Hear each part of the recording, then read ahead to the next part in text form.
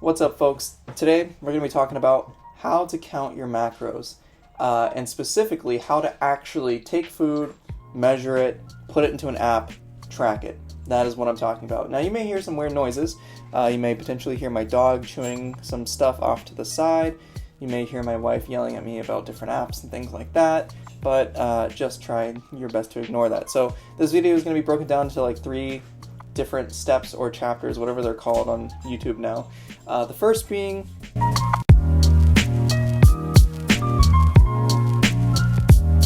use a tracking app. So the first step to counting your macros is to use a tracking app.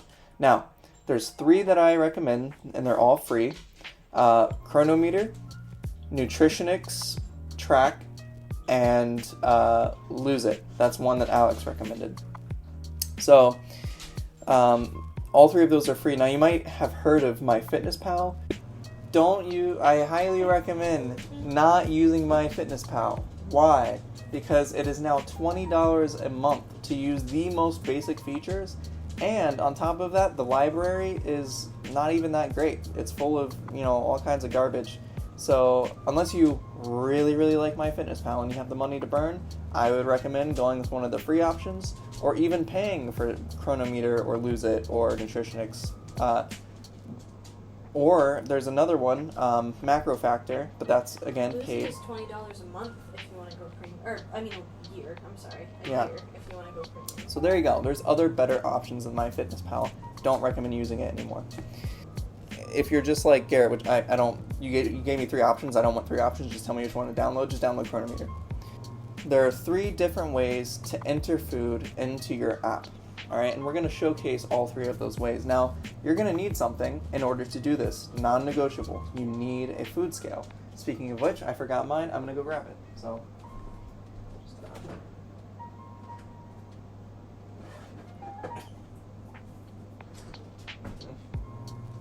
Okay.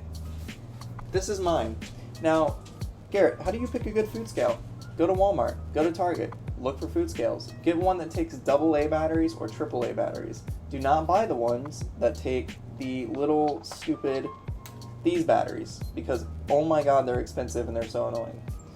So go for the AAA or AA or even a rechargeable option. So this one also likes to yell at me a lot for some reason.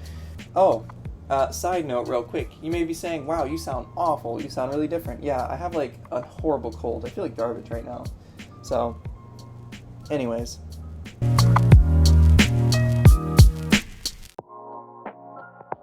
The first thing we're going to start with is scanning a barcode. Like I said, there's 3 different ways to enter a food into your app, and those 3 different ways are scanning a barcode, searching the library and just entering it from there, and the third is you just enter it as a custom food. We're going to talk about the first one, which is scanning a barcode. Now, I just realized I don't have my phone, but it's okay because I already videoed it on my phone, so I already took the screen recording, so I don't need to worry about that.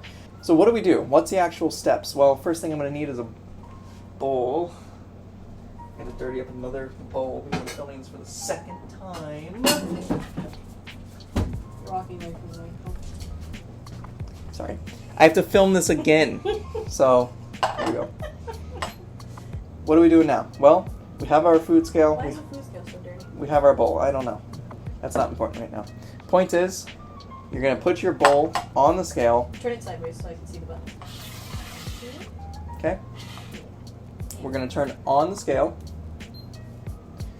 Okay? Now, why do I put the bowl on first? Well, if you put the bowl on first and then turn it on, that will automatically zero out the bowl, so you won't have to hit the tare button. So it saves yourself a step.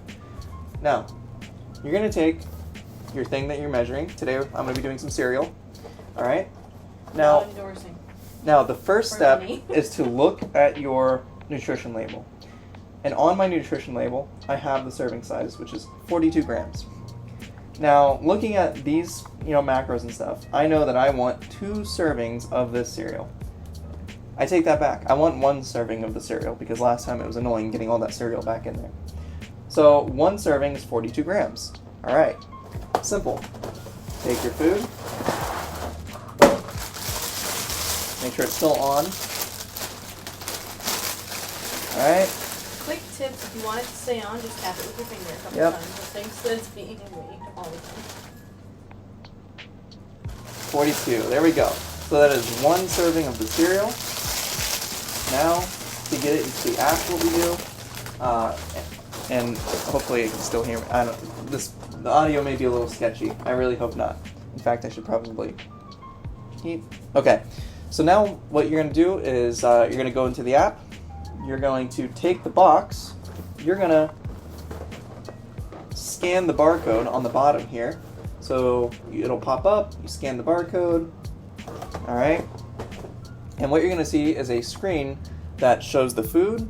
And then you're going to see a little drop-down box that has the like the serving size of what you're tracking. Now, if you click that box, you're going to see 3 options. Sometimes you're going to see more than 3 options. But you're always going to have a G option, which is grams. So you can actually click that and then put in whatever amount you want. So if you only did 60 grams of cereal, you put in 60. Now, if you did have 1 serving or 2 servings or 3 servings, then you can just stick with the default option, which is 1 serving, and then put in 3 to say I had 3 servings of 42 grams. So that's how you track the cereal. Now, another thing is rice. You know, this Uncle Ben's Ready rice, by the way, major key. Not endorsed. It is endorsed. I think it's good. So. Well, no, we're not getting paid for. Not money. Sponsored is the word you're looking for. Oh, did I say endorsed? Yeah. Well, isn't endorsed for money? Maybe? I don't know. Point is, so you have your nutrition label, per cup, per pouch. I eat the stuff by the pouch. Look it up right now. No. And so all you would do is say, all right, I want 1 serving, which is 143 grams. You microwave your rice, put your rice in the bowl, 143 grams worth, and then you scan the package, put that in there. Boom. Scanning the barcode is my first choice because it is the most accurate because you're pulling the information directly from the food. And second, it is the easiest because you just scan it and put it in. Dead simple.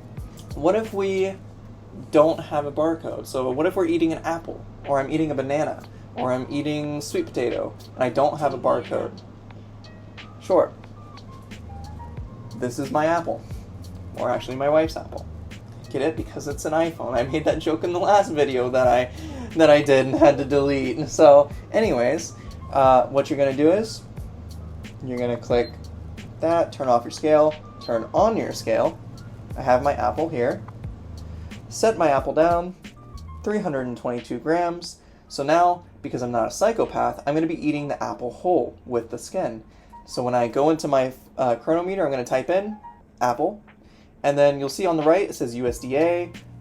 This is like a default option. Click that, and more than likely, this is going to be pretty much where you need to be with the macros. Now, if you click it, there's going to be a ton of options here for this food specifically. And you'll find that's the case for a lot of different, like, default foods, like things that you're not scanning a barcode, especially fruits and veggies. So, for the apple here, I know that I have 322 grams of apple. So I'm going to click the G, and then I'm going to put in 322. Boom, 322 grams of apple tracked. Now, you can use the small, medium, large options and estimate. If you want, that's okay. Is it going to be less accurate? Yes, but does it really matter? Probably not, especially if you're consistently tracking it that way. Again, preferred method is barcode, but you can use that when you need to. Now, what if I can't find it in the library? It doesn't have a barcode, and I need to enter it. So you're going to have to make a custom recipe or a custom food. So what you're going to do is let's say, for the sake of this example, that we're going to go to Chipotle. You get your bowl, all right, order the things you want to order. You go into the Chipotle nutrition calculator. So you just Google Chipotle or the name of the restaurant nutrition calculator, and that'll take you to the nutrition calculator 9 times out of 10. You go to the nutrition calculator, and you put in what your bowl was. So for this example, we had a bowl. It was chicken, we had white rice, black beans, E-I-E-I-O, whatever. I screen recorded that, so you'll be hearing this over the screen recording. And then at the very bottom, it'll shoot out what your proteins, fats, and carbs and calories were for that meal. Now, when we go into Chronometer to add that stuff as a custom food, it's going to ask for the name of the food, and I'm just going to put Garrett's Chipotle or Chipotle Bowl, something you'll remember it by, and then serving size. Now, this is where things can get a little weird. I just count the serving size as one bowl, because if I only eat half that bowl, I just put 0.5, and that would be half a serving. If you're having let's say a Chick-fil-A sandwich or something like that, or a sub, you would just put in one sub, so that's the only part that can be confusing. But for this example, because we're eating the whole bowl, I'm just going to put one serving size as one bowl. Then I'm going to go down, put in my fats, my carbs, my protein, and my calories, and then save that, and it'll add it to my diary. That's how you add a custom food.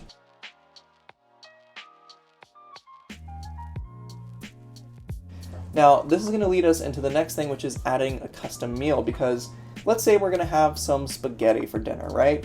Because you're going to be home cooking your meals, hopefully, unless you're made of money. And so you're going to need to know how to track a homemade meal. I'm going to itch my ear real quick because it's been bothering me for 5 minutes. So, for this example, we're going to be having spaghetti. I love spaghetti. But for this, we're going to need a couple of things. Go. Stop eating. We're going to need a pot. We're going to need a pot holder. Oh man, this cold is really kicking my butt. And we have our food scale. So, let's gather the ingredients for the sauce. 1 can of tomatoes. Some butter. And some ground beef. And for this, I'm going to be using some actual fresh ground beef. That's really good. Got that from my father-in-law. Thank you, Daddy Tim. So what we're going to be doing here is making a meal has 2 to 3 steps. I don't really know off the top of my head. I'm spitballing this. So the first step is measuring your pot. Okay? You need to know how much your pot weighs, so that way you can take that off of the final cooked amount. So what you're going to do is you're going to set it on here. Now here's the trick, all right? Pot holder, very important. If I turn this on, okay, and I set this on here to take the weight, you can't see the weight, can you? Unless you have one of those really fancy scales that you can pull out, the little reader, you can't see the numbers. So how do you see how much it is without it being on there? Okay, well I'm going to show you, dear viewer. Well, okay, we're going to turn it off. And just like with the bowl, you're going to put these guys on here, and you're going to turn it on. Okay, give it a second. Alright, take it off. Boom, there's your weight. Include a pot holder, because you don't want to burn your scale. 722 grams. Now what do? Well, you combine your ingredients. I'm going to use the whole can of this, and the butter, and I'm going to put that in my pot. But as I'm adding these things, I'm going to scan my sauce, and you'll notice on the nutrition label there is 13 servings in this entire can. We're going to use the whole can, so we're going to put in 13 servings, and scan that into our Chronometer recipe area. Next, you're going to add your beef into the Chronometer ingredient recipe area. Click Add Ingredient. You're going to go to the search. You're going to look for 80/20 ground beef, because that's what this is. It's 80/20. So 80/20 ground beef. Now, the first result is going to be raw 80/20 USDA. Always measure your meat raw. Why should you always measure your meat raw? Because when you cook it, it loses moisture, and therefore the cooked meat is going to be different weight than the raw meat. So it's more accurate to track your raw meat. So track your raw meat. All right, 1 pound of 80/20 ground beef. I'm going to use the USDA version. That's fine. Got that in there. And then I'm going to use 2 tablespoons of butter in this recipe. So I'm going to look up salted butter, 2 tablespoons. Boom, added it all there. So that's my recipe. I'm going to click done. Now, here's the important part.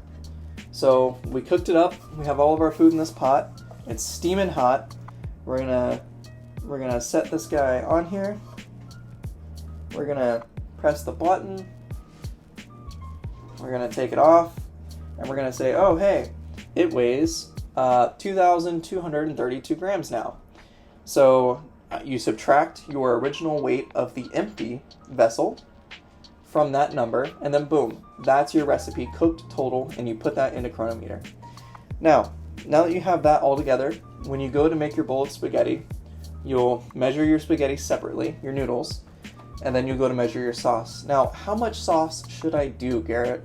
Well, you just say, okay, if there's this much per 100 grams, figure out how much protein you need. That's usually what I do, or calories. So I know that I need 30 grams of protein for this meal. So using that recipe, I'm going to put in the amount of sauce that equals 30 grams. And there you go. That's how you do your custom meal. That's how you track your macros. This is going to cover 80 to 90% of most cases. What happens if you go somewhere and someone else cooks the food? Well, you're kind of out of luck. You're going to have to estimate and guess. And, that's not necessarily a bad thing. And as you do this more and more, you will learn more and more about the nutrition of food, and you will be able to eyeball it, all right? And you'll get pretty good at, just eyeballing it. And once you get that good at it, you will be able to transition away from tracking. But this is the first step. Learning how to do this, putting in the work. This is how you track your macros. This is going to cover most of your cases. Thank you so much for watching. Sorry for this cold. Sorry that I had to record this video twice. It was a really devastating night for me. If you have any questions, like, Garrett, now I know how to track my macros, but what macros should I be eating? That's a great question, and that's a question personal to you, and I will help you answer that question. Just leave me a comment, send me a DM, email me, I don't know, smoke signals, something, dude. Just get in touch. And I hope this video helps out any of my current clients. And, hopefully this is good enough quality for you to understand how it all works. So thank you so much for watching. Bye.